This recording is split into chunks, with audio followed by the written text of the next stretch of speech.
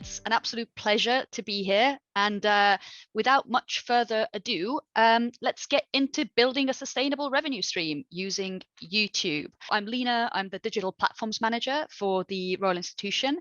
And for the past 7 years or so, I've been particularly focused on building up our YouTube channel, both as an engagement tool as well as a revenue stream.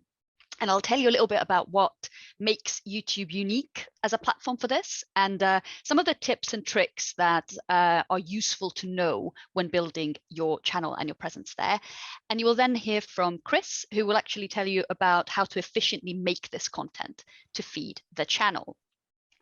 So YouTube is something that doesn't really need an introduction, but I'm going to give you a little one anyway. It's the world's largest video platform with over 2.3 billion monthly users.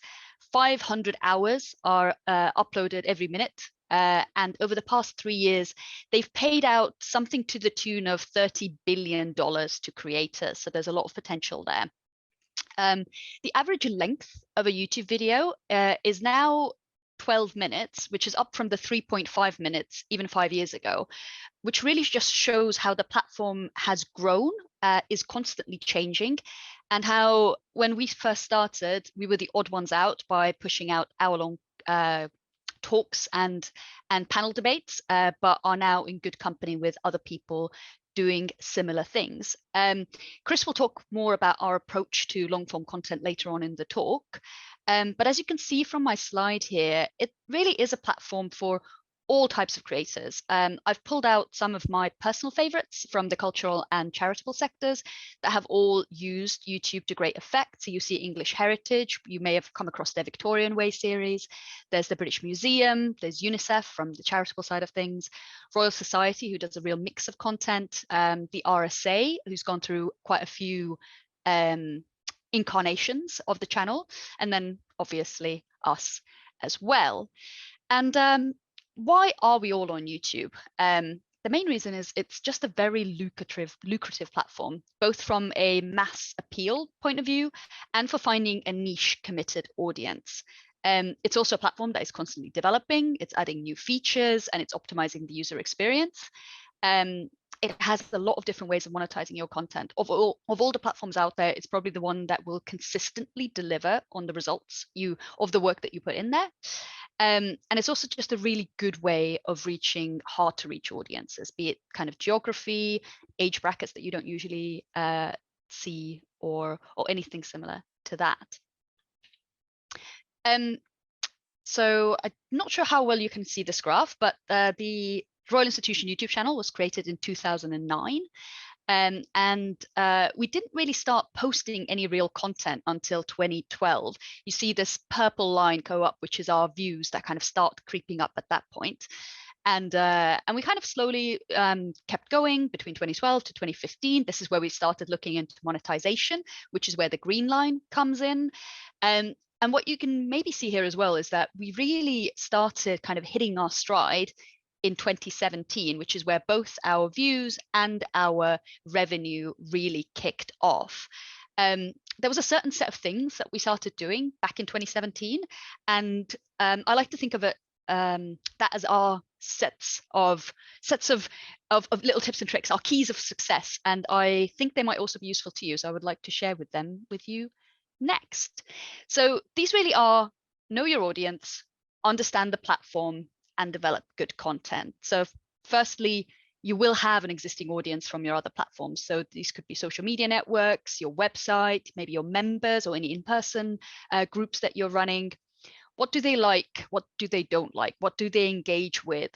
What are they asking you to make more of?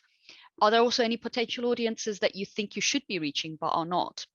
So the real key with starting a YouTube channel and continuing a YouTube channel is to focus on an audience. Everyone is a terrible audience. If you're trying to appeal to everyone, it's very unlikely that you will find something that truly resonates with your audience. So if you make the content for the audience, it will grow from there. For us at the RI, the audience is the science curious general public that's predominantly interested in natural sciences.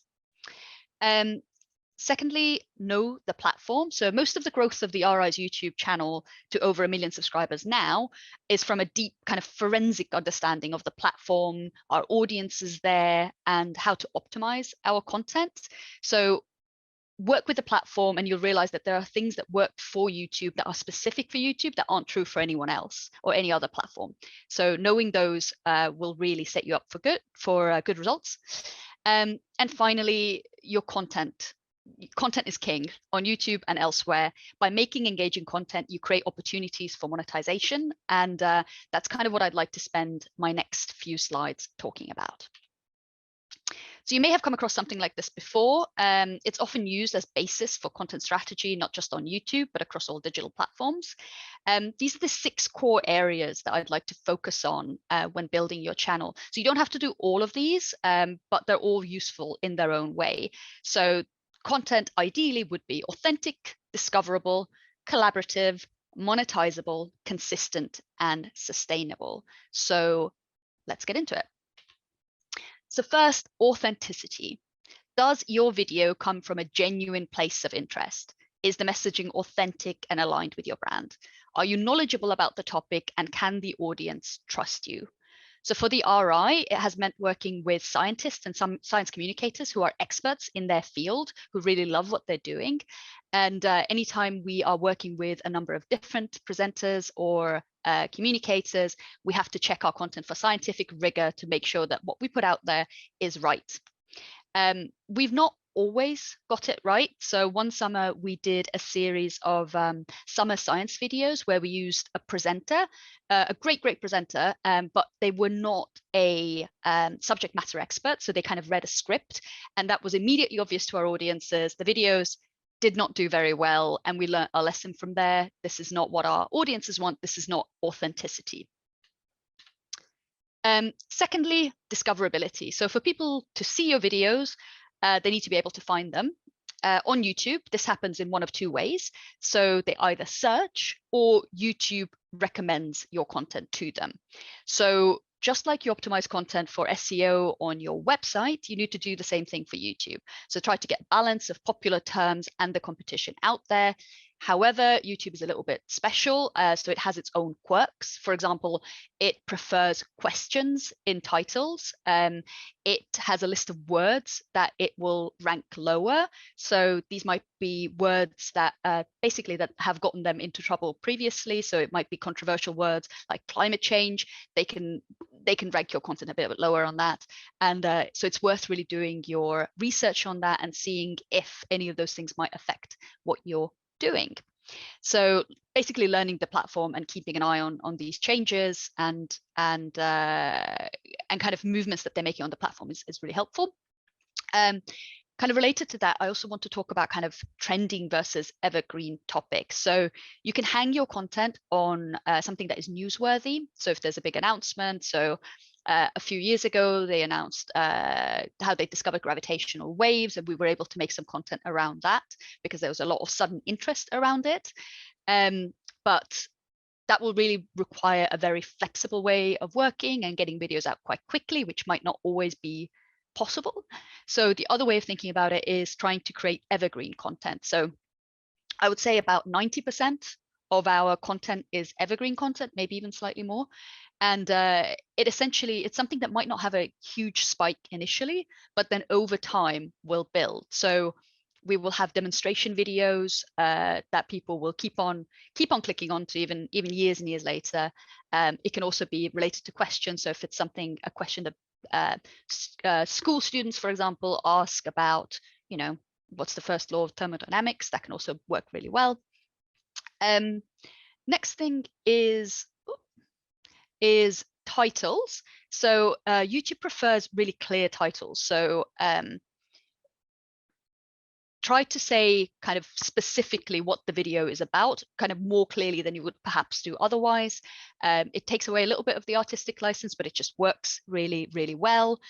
And also thumbnails. So thumbnails themselves do not directly influence the algorithm, but click-through rates do. So make them appealing.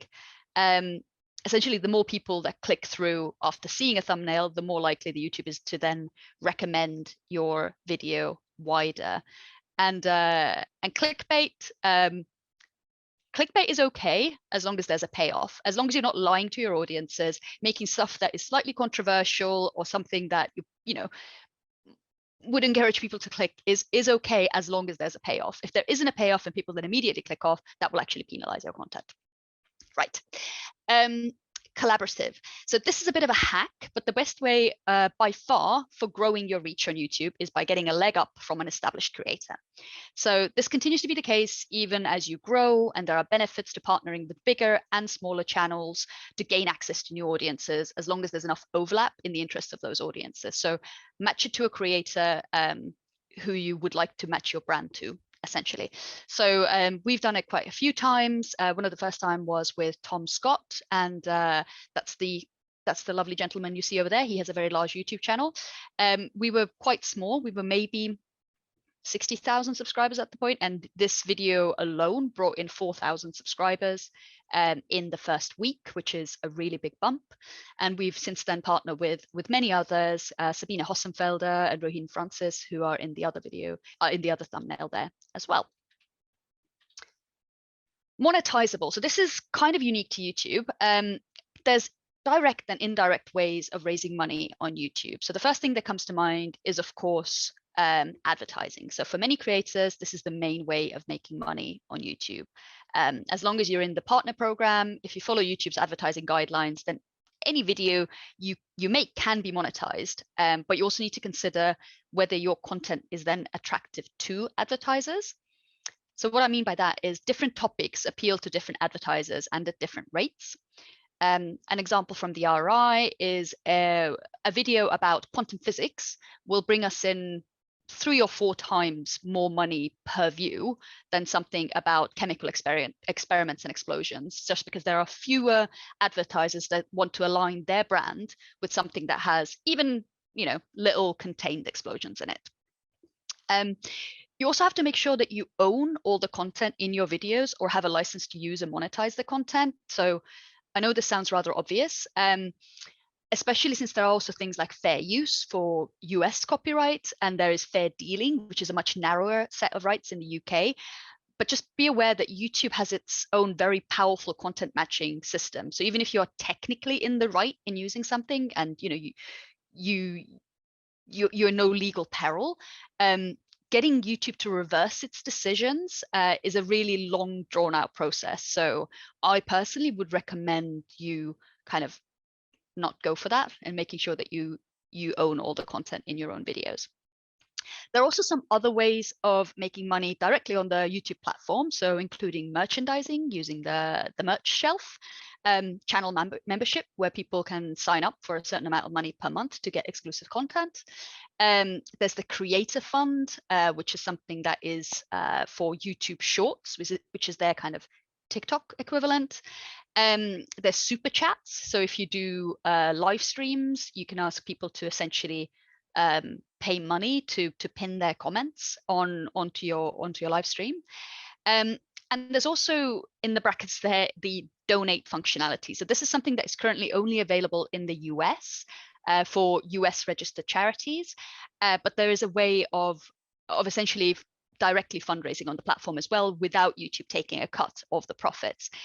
I'm mentioning it not because I think many of you are in the US, but YouTube does tend to roll things out in the US first. So it's worth keeping an eye on it and seeing when it comes to the UK, because that might be something that is really powerful and you can jump on, especially when you're partnering with perhaps other creators who can then fundraise on your behalf. And finally, a successful YouTube channel can also open doors to sponsorship and content licensing opportunities. So we've partnered with many great organizations doing videos that align with both of our interests, and getting lots of eyeballs on content that perhaps wouldn't usually be seen in this kind of way. So that's another thing to consider. The most important thing, probably the most important thing I've learned in my time working with YouTube, is the importance of consistency. More than any other platform, more than any other type of program I've ever used, YouTube adores consistency, particularly around consistency of schedule. So generally, the more often you post, the more highly YouTube ranks you, it recommends you more and more. However, even if you can only make a video once a month, it's significantly better to do it monthly rather than release all 12 videos out in a week in a single content dump. So content dumps don't really feed the algorithm. That's not kind of what YouTube likes from channels. But also what's worse is that you might actually be cannibalizing your own content. So we've seen this for a number of years. We did a program called an Advent calendar, where we released a piece of content every day for 24 days in the lead up to Christmas. But because they were all themed in a certain way, they actually cannibalized on each other's successes. So YouTube promotes every video actively for about 2 weeks. So if you release anything else that is very similar in that same time period, it just won't appear. So we at the RI use a Google Calendar to schedule and keep track of our content. So you can see that we release a video every Thursday, like clockwork. So this is August 2021. If we go into September, again, Thursdays are there. We also had a little extra going out on Tuesday. And then in October, we ramped up. So in the kind of the lead of the Christmas period. So Christmas is very lucrative for a number of reasons. One of them is that there is a lot of advertising money on the platform as well. So we tend to ramp up our content just in this kind of October, November, December period. And then another way you can think about consistency is the consistency of format and branding.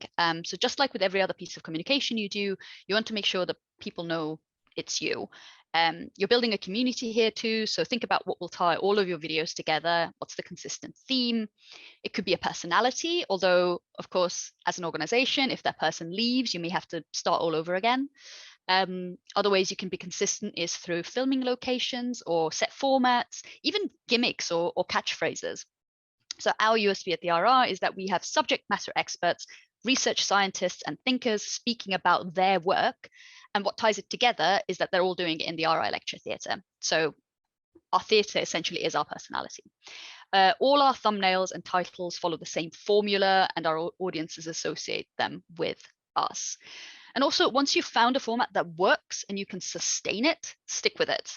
People will come back to what they like. And the sustainability aspect is really, really important, as if you realize that if you can no longer do something, but your audiences are invested in it, and you have to pivot somewhere else, your audiences may not pivot with you, and you may not need to start again. And this brings us kind of neatly to the final slide, and it is about sustainability. So if your audience loves it, can you make more of it? So think about the format. How complicated is it? How many cameras does it need? How long does it take to film? Can you shoot perhaps maybe more than one video per day to make it more efficient? What's a realistic release schedule for you that you can maintain and not burn out? So you just heard that YouTube wants to see these regular postings. If you can only produce 12 videos, as I said, much better to stretch them out across the year than trying to do them haphazardly. It's really bad to stop and start. It's kind of having to build up the algorithm authority from scratch again. And one of the best ways of doing this is by using your existing content streams.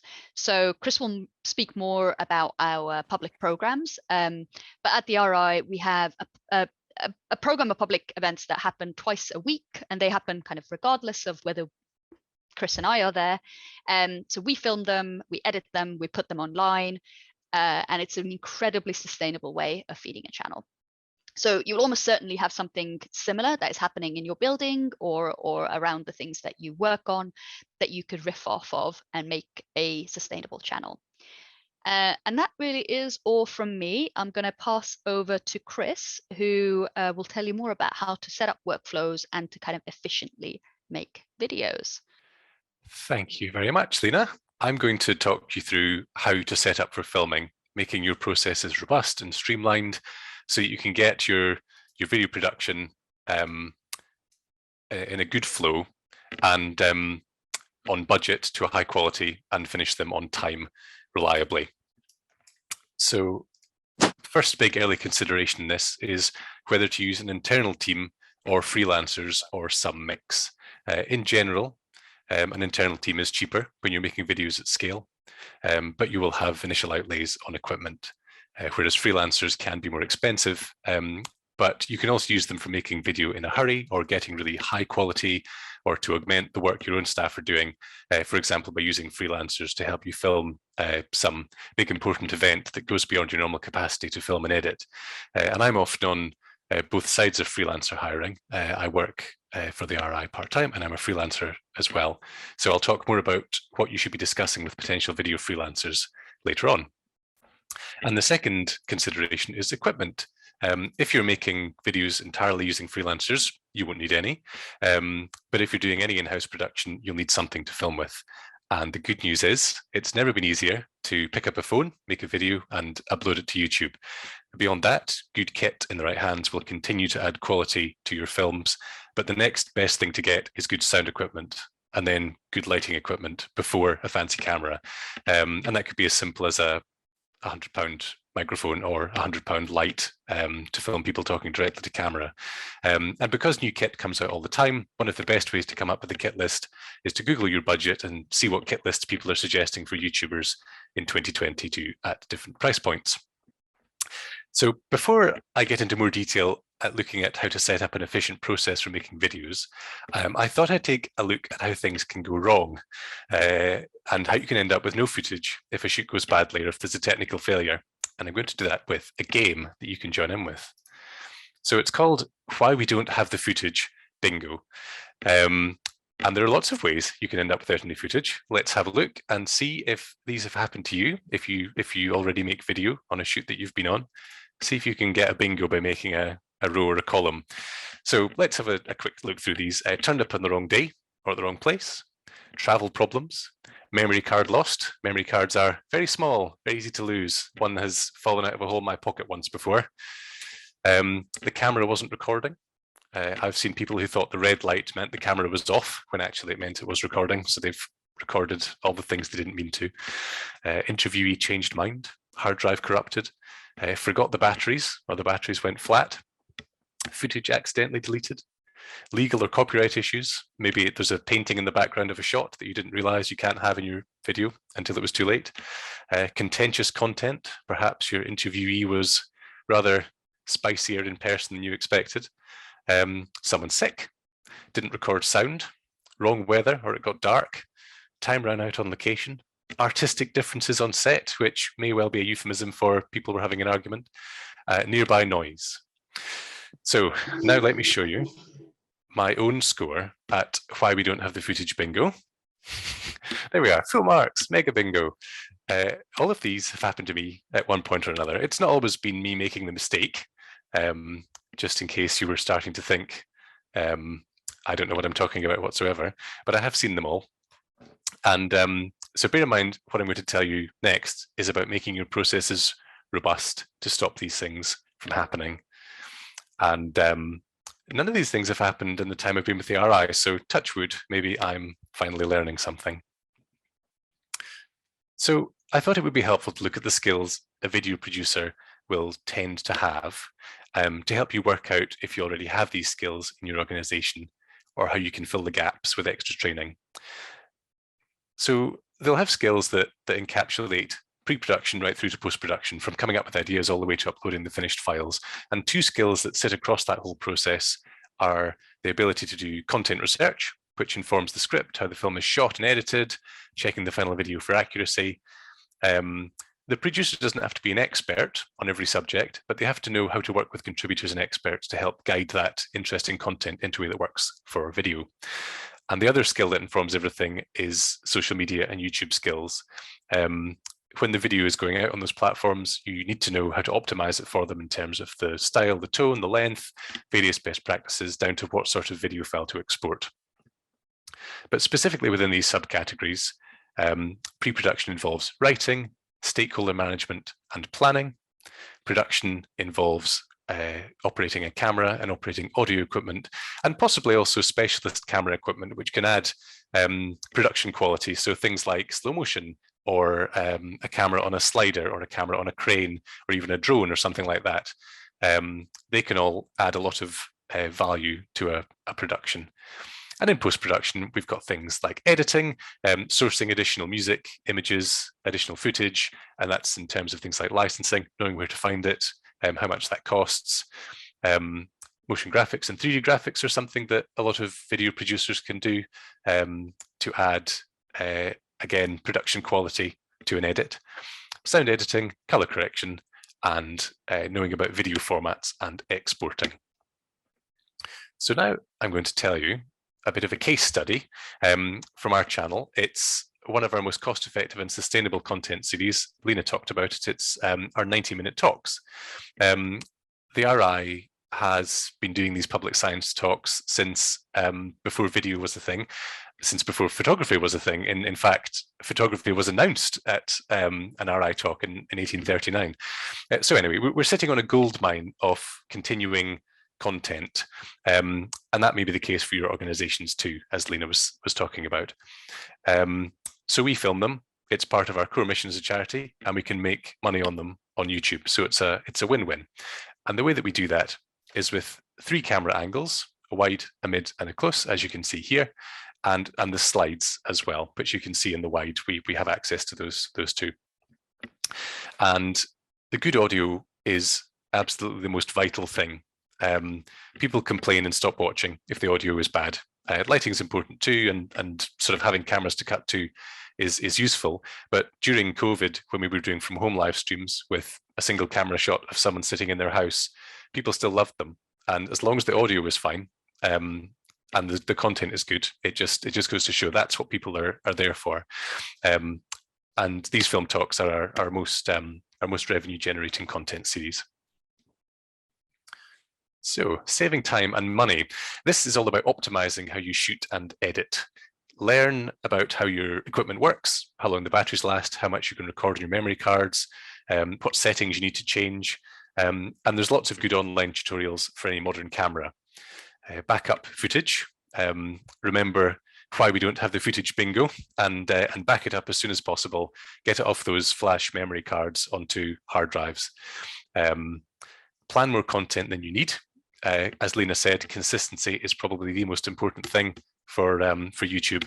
So being a bit in advance, having a few films that could go out at any one time means that if something goes wrong with one of them that you hadn't foreseen, you can still hit those publishing deadlines that you've set for yourself and that YouTube loves so much. Film for the edit. So that's things like filming in sequences, which means if you're filming an event, film a wide, then film some mids, then film some closes, and that gives you lots of options how to edit those together. Keep it all well documented.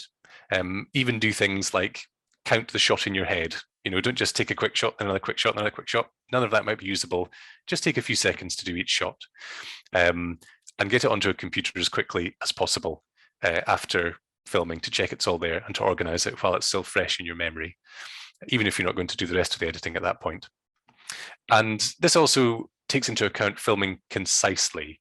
The longer you film, the longer that takes to edit. So pay attention to how much you're filming. You don't need to film someone for 2 hours talking if it's for a 5-minute film. With experience, you learn to sort of edit in your head as you go. Oh, that's a good bit. That bit's not so useful. I'm not going to ask any more about this. And developing that skill can be really helpful, particularly when time is tight. And it will save you time to get good at that. And lastly, a nicely lit talking head shot. So that's something like this. It goes a long way. If you can learn how to do these, which there's again lots of guides for how to set up and light something like this, then it looks really good and isn't actually very expensive to do. We often do these. So this is Marcus Asotto. We filmed him doing a quick short film when he came in to do a talk. So he was coming in anyway. We filmed with him for about 15 minutes. Took us about 15 minutes to set up the cameras as well. So that's a really nice quick win for us to do that with a talking head shot and a few motion graphics as well.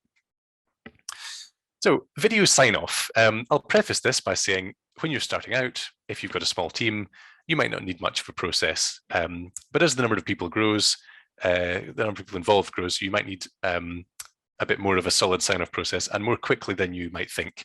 Even asking 2 people who've got different opinions can lead to long back and forths as you show multiple versions. So something like this might be overkill, but this is how to avoid wasting time on re-edits, and this is how we sign off our creative short films at the RI. So first off, do a rough edit, keep it simple, and then get feedback from a small group. For our videos, that's the immediate digital team. And this is a great time for ideas for big changes. You know, cut this bit out, move this bit to a completely different part of the film, let's film a bit more footage, or it might you do that, it might go back to the rough edit, but it's quite quick, it's quite nimble at this stage. And then beyond that, you do the polished edit. Additional footage might be added, graphics, music, transitions, things that take time and that they take time to redo if there's a big change after this point. So that's what this is all trying to avoid. And feedback after this point should not usually be an overhaul of the film, but it might include showing it to external experts for sign-off on any specialist content. So for us, that might be showing it to the scientists that we interviewed to check we're not misrepresenting them. And then there's a final edit and final checks, preferably just one person doing that, just maybe the person who's got overall responsibility, looking, checking it's hitting the high standards that you want. And then the editor will do the different versions and upload them. So one of the big issues, if what can happen, not with us because we have this process that works very well, but what can happen with sign off is that more junior people tend to look at early versions, and then right at the end, more senior people look for the first time and would like lots of changes, or perhaps say the video can't go out as it is, and that's very sad. It sends you back to stage one. So to avoid this, try to learn what needs escalated early in the edit. Ideally, keep the sign-off process as tight to the team involved in making the video as possible. And try to make sure that everyone in the process knows what their role is. So a senior stakeholder's role might be setting choices for the type of content that you're making and defining the standards you need to achieve. And the role of a video producer is finding ways to do justice to those choices in a way that means no one gets a nasty surprise at the end of the process. Either the senior person who's seeing something very unexpected, or the producer who's wasted all their time making the wrong thing. So that's what this kind of thing can avoid. So tracking progress, very similarly, like the above section, if you're just starting out, keep it simple, but when you've got more than one video being made at a time and they're at different stages of planning or filming or editing, a system can be really useful. So first off, making multiple films at the same time is a great thing to do. It might be that you're doing one shoot and you think, oh, this is great, I can film a little bit for that other film while we're here, especially if it's time consuming or expensive to set that shoot in the first place. We use a work management tool called Trello, which gives you a web page like this, and you can drag these things from different columns as they progress. Something like this is a really useful visual way of seeing. So if you had lots of ideas and lots of pre-production stuff, but nothing much in filmed or edited or scheduled, you realize that you've got a bit of a problem before it becomes a big problem. And it means you keep on top of your content. And as Liina said, we also have a content calendar that things go into by the time that they're being edited or scheduled. And just to reiterate, because it's so important, the YouTube algorithm really loves consistency. So having something like this can be really useful. And same with getting ahead on content creation. If there's some reason that a video can't go out that you expected to go out, then you can use something else. And having a system like this lets you see what you've got ready to go. So lastly, I'll talk about working with freelancers. I see both sides of this, and it's really important for saving time and money to make sure questions like these are answered early on. And these are things that people internally would just know naturally or should do. So first off, who's the audience? Liina spoke a bit about this. You can look to see what your competitors are doing, who their videos appeal to. 0 points for saying everyone or anyone who might be interested. Have an audience in mind because it helps the freelancer shape the content for that audience. What's the tone? Is it serious or fun? Why are you making this film? And this is all about authenticity. Again, to hark back to what Liina was saying, why you, why now, why this? And if you can answer those questions, you're making it clear to the freelancer what the purpose of that video is. Can you show them similar films? This is absolute gold. This helps match your expectations of what you are communicating with something visual.